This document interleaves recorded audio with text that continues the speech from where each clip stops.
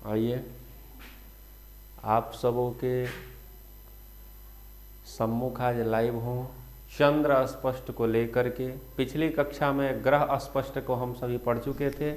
आज हम लोग चंद्र अस्पष्ट को लेकर के चंद्र को स्पष्ट कैसे करेंगे, चंद्र का स्पष्टीकरण कैसे है, ज्योतिष के आसान नियम सूत्र के तहत आज हम यह पता करेंगे कि चंद्र का स्पष्टीकरण कैसे होता है। उस विधि को आज हम लोग जानेंगे। आइए मित्रों ध्यान दीजिएगा। चंद्र स्पष्ट साधन भायात भवोग पीछे की कक्षा में आप सभी पढ़ चुके हैं। भायात भवोग पीछे के वीडियो में हम बता चुके हैं। इष्टकाल के बाद भायात भवोग को ही बताए थे। भायात एवं भवोग दोनों को रख लेना है और भायात भवोग को 60 से गुणा करना है। किससे गुणा करना है? तो 60 से गुणा करना है। भवोग का भाग देने से लब्ध फल को 60 से गुणित कर नक्षत्र संख्या में जोड़ दें। अब क्या करना है कि भायात भवोग को 60 से गुणा करना है तो पलात्मक भायात भवोग बन जाता है। वह जो भायात भवोग बनेगा वह पलात्मक भायात भवोग बनेगा। उस पलात्मक भायात भवोग को क्या करेंगे कि भायात को 60 से गुणा कर देंगे तथा पलात्मक भायात को, और उसके बाद भवोग से 3 लब्धि तक भाग देंगे और 3 लब्धि तक भाग देने के बाद 2 से गुणा करेंगे, नक्षत्र संख्या जोड़ देंगे। नक्षत्र जैसे अश्विनी है तो 2 जोड़ेंगे, नक्षत्र संख्या को 2 गुणा करके और तब जोड़ेंगे ताकि अश्विनी का 1 नंबर है। अश्विनी से नक्षत्र की गिनती स्टार्ट करेंगे। जहाँ कहीं भी नक्षत्र को जोड़ने की बात हो ज्योतिष में तो अश्विनी से गिनती स्टार्ट करेंगे। 2 से गुणित कर अब उसके बाद नक्षत्र संख्या को जोड़ करके जो भी आएगा उसमें 3 लब्धि तक भाग देने का जो लब्धि प्राप्त हुआ रहेगा उसमें 2 से गुणा कर देंगे और 9 का भाग देंगे। 2 से गुणा करेंगे, 9 का भाग देंगे, स्पष्ट चंद्र होता है। अब यहाँ पर ध्यान दीजिएगा, जो भी लब्धि प्राप्त होगा उसको 30 अंश से फिर हमें भाग देना होगा ताकि अंश मिल सके, है ना। अंश अलग हो जाए और राशि अलग हो जाए। तो आइए देखते हैं इसको स्पष्ट करके। जैसे भायात आपका यह हुआ 25 45, तो ध्यान दीजिएगा ये वाला जो है 25 गुणे 60 हम कर देंगे और इसको ये जो 45 है, जैसे कि 45 है तो इसको क्या करेंगे, इसको प्लस करेंगे, है ना। ऐसा नहीं कि आप 25 को भी जोड़ दीजिए, गुणा कर दीजिएगा 60 से और फिर 45 को भी, तो ये वाला नहीं आ पाएगा आपका।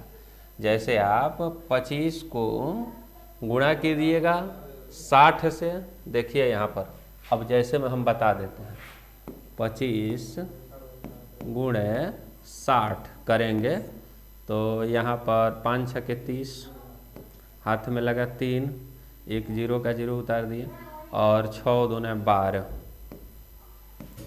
हो गया ना। अब यहाँ पर 12 और 3 इसका हो गया 15, है ना। कितना हो गया? 15 हो गया। और इरेजर कहाँ गया? देखिए राइट, देखिए यहाँ पर ये 0 को या ऐसे लिखे हैं या ऐसे लिखे हैं, ऐसे ही लिख देते हैं। 6 5 30, हाथ में लगा 3, 6 दूना 12, 25 का और 3 15, यही ना हुआ जी। ऐसे गुणा करने में थोड़ा सा ऐसे डायरेक्ट हम कर सकते हैं, परंतु आप लोगों को यदि दिमाग में नहीं घुस पाएगा तो आप लोग कहिएगा कि भाई डायरेक्ट ही पता नहीं कैसे देख करके उतार दिए। तो ऐसे तो हम तो डायरेक्ट कर सकते हैं, एक ही बार में डायरेक्ट इसको लिख देते। अब इसको इसमें से गुणा करने के बाद ये जो पल है 45 इसको जोड़ देना है ना। क्या करना है? इसको जोड़ देना है तो हो जाएगा 1545, ठीक ना। तो ये 1545 यहाँ पर लिखा हुआ है ना। अब इसको, ये भायात का है, इसको क्या करना है कि गुणे 60 करना है। तो 1545 गुणे 60, देखिए यहाँ पर करते हैं 1545 इरेजर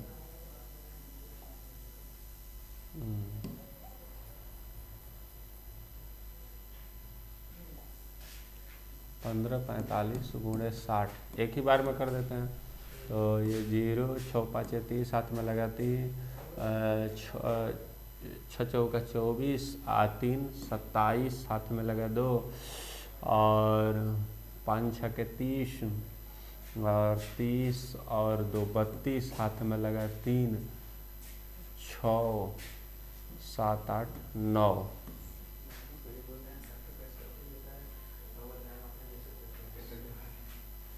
हो गया। यहाँ पर 92,700 आया है, 92,700। ठीक है, बात को समझ गया। तो इस तरह से गणित की प्रक्रिया को करते जाएंगे, जो जो जैसे है उस तरह से। अब देखिए फिर यह भयात को क्या, भयात की प्रक्रिया वहाँ समाप्त हो गई, उतना करना है। उसके बाद भवोग को क्या करना है कि इसको 60 से गुणा करना है, जैसे हम ऊपर में किए, और इसको क्या करना है, जोड़ देना है ना। 2 खंड में प्राप्त होगा, तो ये जो कला है इसको जोड़ देना है और इसको क्या करना है कि गुणा कर देना है 60 से, ठीक ना, तब जाके ये लब्धि प्राप्त होगा। अब इसमें क्या करना है कि इसको भाग दे देना है, किससे देना है, तो इससे देना है ना, 92,700 को भाग देना है।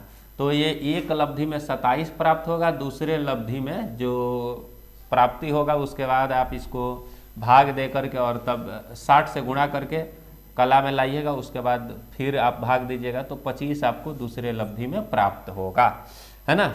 ये यहाँ पर जो लब्धि प्राप्त हुआ आपको 27 25। अब इसको क्या करेंगे, अश्विनी से गत नक्षत्र की संख्या। देखिए अश्विनी से गत नक्षत्र की संख्या क्या करेंगे कि इसमें अश्विनी से जो गत नक्षत्र की संख्या है उसको यहाँ पर हम, अश्विनी से गत नक्षत्र की संख्या 27 है ना, 27 हुआ। अश्विनी से एक नक्षत्र पहले क्या रेवती हुआ, तो रेवती का संख्या 27 हुआ और उसके बाद 25, तो यहाँ पर 27 25 हम लिखें, ठीक है। अब यहाँ पर 4 जो है 4 गुणे 60 तो 240 कर दिया, और उसके बाद यहाँ पर दोनों को जोड़ने के बाद 267 25 आया। अंशादी चंद्र में अब जो है इसको इसमें 2 लिख करके और यहाँ पर 534 को अब लिख दे करके 50 9 से यहाँ पर भाग दे दिए, ठीक है। तो 9 से भाग दिए तो ये हमारा अंश के रूप में प्राप्त हुआ, है ना। अब इसको हम क्या करेंगे कि 30 से जो अधिक है उसे इधर ला देंगे, ठीक है। और जैसे मान लीजिए कि 59 में से 30 गया तो यहाँ पर हो गया 9 और 5 में से 3 गया 2, ठीक ना, ये हुआ। तो यहाँ पर 29 अंश बच गया और एक राशि हो गया। अर्थात कभी भी 30 अंश नहीं होता है, 60 कला नहीं होता है और 60 विकला नहीं होता है। ये अगर एक बढ़ेगा तो इधर एक बढ़ जाएगा, ये कम कर देना है इसको, और ये यदि एक बढ़ेगा तो ये 60 से अधिक होगा 61 होगा, तो एक लिख करके यहाँ पर क्या करना है कि 30 लिख देना है। फिर ये 30 नहीं रहेगा, 0 0 हो जाएगा और इसको 2 कर देना है। तो ये हमारा अंश आदि के साथ स्पष्ट चंद्र हुआ। अर्थात इस दिन मेष राशि पर चंद्र 29 कला 25 मेष राशि पर चंद्रमा 29 अंश 25 कला और 33 विकला पर स्थित हैं। अब यह कैसे संभव हो सका, तो यह तब संभव हो सका जब जो है इष्टकाल के साथ भयात भवोग बनाए, तो उसमें परिवर्तन करने के बाद यह जा करके जो है हमारा स्पष्टीकरण चंद्र स्पष्ट हुआ।